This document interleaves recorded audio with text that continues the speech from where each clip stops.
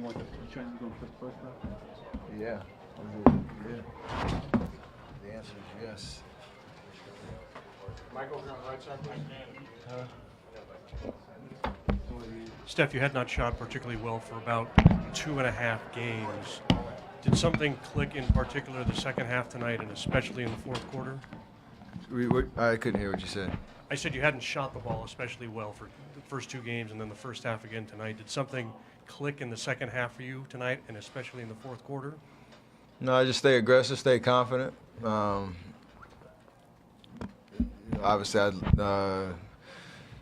you always take shots that you think you can make in the flow of the game and kind of live with the results and not get discouraged if you miss. My teammates have a lot of confidence in me to make plays, and even down the stretch in the fourth quarter, or the second half, and especially in the fourth quarter, a lot of voices in my ear just telling me to keep shooting and keep being aggressive. And basketball players, we all know, can't get too low, can't get too high, and that's kind of my philosophy. You guys were facing some difficult circumstances there with a chunk of the rotation missing. The coach was out. You're on the road.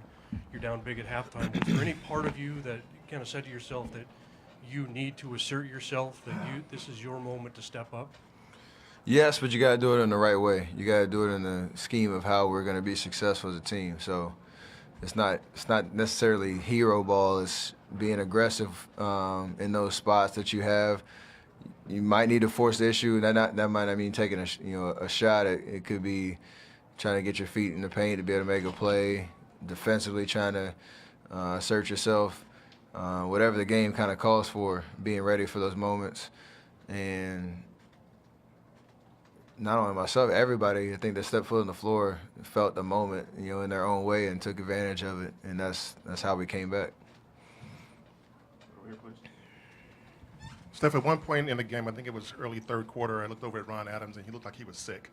They were throwing everything in the bucket, and he always looks like that. No matter if anybody scores, yeah, that's what it looked like. Yeah, he's tough to please. What did you think of your early defense tonight, and what switch was flicked in that fourth quarter or third quarter that helped you guys come back?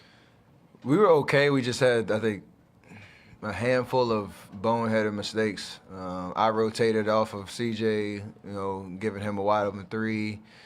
We didn't switch aggressively. Obviously, Dame hit a couple of deep threes, but we know he's capable of that, and we didn't switch with the mindset of taking that away.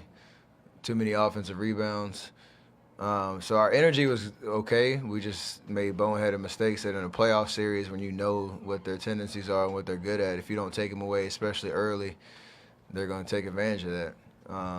And then after that, we kind of kept our energy up, but played smarter, and made a few more defensive plays that led to, easy transition buckets.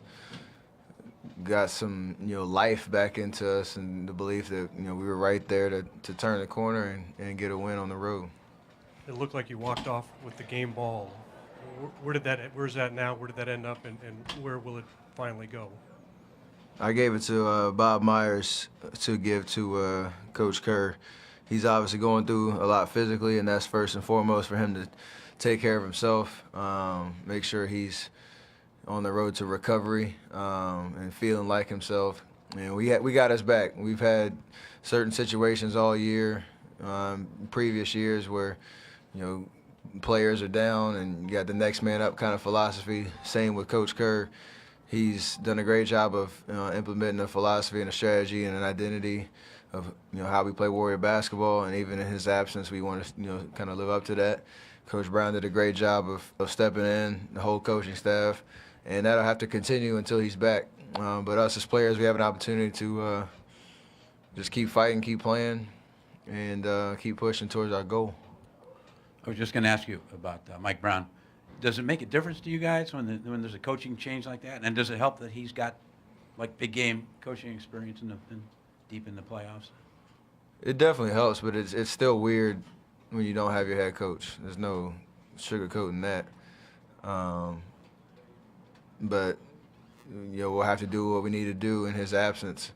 And like I said, Coach Brown did a great job of staying I guess I don't know what the word is, but he's used to being at the front of the bench and having the clipboard and we're drawing up plays and communicating, the message in timeouts, keeping us, focused on what we need, the adjustments we need to make. And it was obviously different, but we adjusted and made the most of the night.